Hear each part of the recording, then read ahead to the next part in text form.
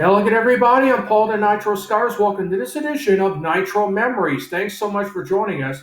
Today, we're going back to July 1987. Now, this is going to be a two-parter. Next month, I'll feature what else happened in 1987. But this week is part one, and the main focus will be the Great American Bash 87. So let's get right into it. Let me talk about the War Games.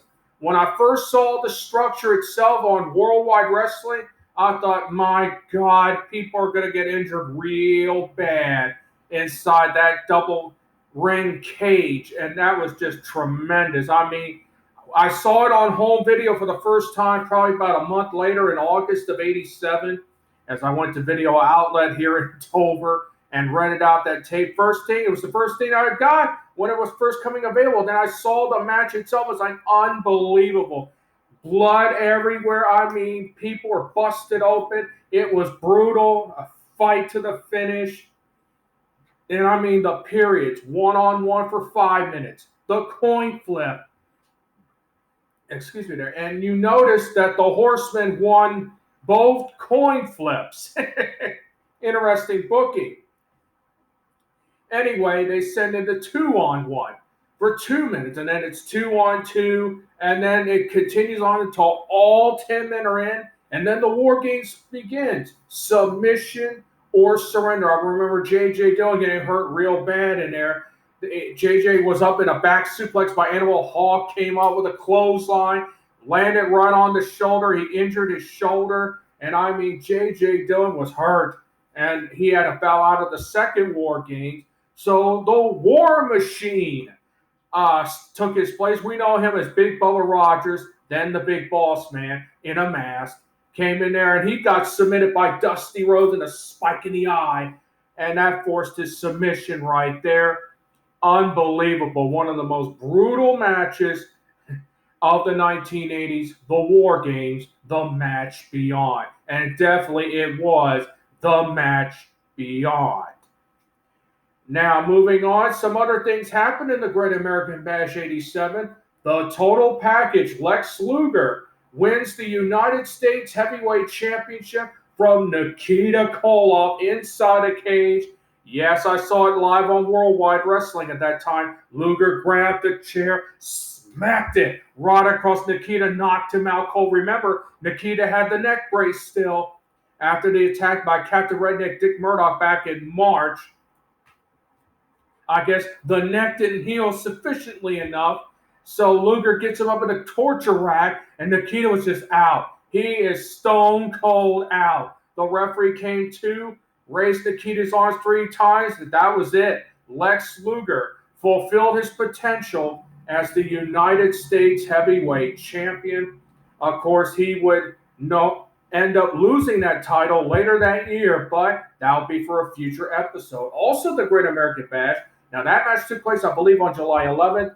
2 weeks later, I guess on July 22nd or 23rd, Dr. Death, Steve Williams defeated Big Bubba Rogers in Oklahoma to win the UWF Heavyweight Championship with the Oklahoma Stampede. Now, this was when Jim Crockett Promotions was about to merge with the UWF because Cowboy Bill Watts couldn't afford him anymore. Couldn't afford it. So he sold the UWF to Jim Crockett Promotions probably that very next month. But Dr. Death Steve Williams winning the Universal Wrestling Federation's heavyweight title. I saw that match.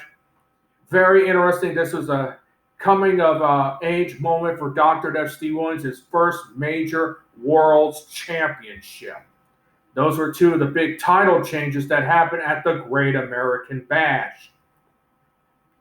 Of course, one of the interesting feuds of the Great American Bash, which I'll talk about next, is the Nature Boy Ric Flair against gorgeous Jimmy Garvin with his Squeeze Precious.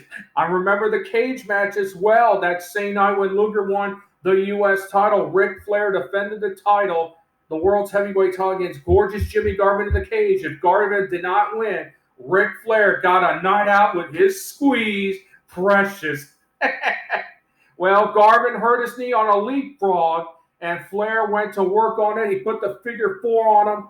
Garvin had to give it up because Flair had his hand on the ropes, as always, and Ric Flair remains the NWA World's Heavyweight Champion. He got his night out with his squeeze precious, all right, but it was Ronnie Garvin and drag knocked Flair out into the on the floor next to the bed. I was like, oh dear God, Flair, you're embarrassing yourself. And JJ's like, wait a minute, you're not precious, you're Ronnie Garvin. Yeah, and Ronnie just shoved him right in the poo. JJ was looking in the closet. He wanted to take a sneak peek at what's going on. Really? Really? God, oh my God. That was an embarrassing moment for the Nature Boy Ric Flair and James J. Dillon. But getting to more serious topics would have to be the American Dream, Dusty Rhodes and Tully Blanchard in a ladder match with a ring rope surrounded by barbed wire for $100,000. That's a lot of bread back then, man. That's a lot of money. And these two battled it out. They had their fewer. Tully, manager JJ, stole the money from Dusty back in June for the World TV title and the $50,000 that Dusty and Tully put up in the match for the television title. Dusty got the win, though, when Dusty Rhodes nailed him with a glove after hitting him below the belt, hit him with a glove after Barry Windham prevented J.J. Dillon from interfering. Dusty went up the ladder, grabbed the money, and won $100,000. Like I said, that's a lot of money, a lot of bread back in the day in 1987. Now, that was the NWA's first attempt at the ladder match, by the way, at that time.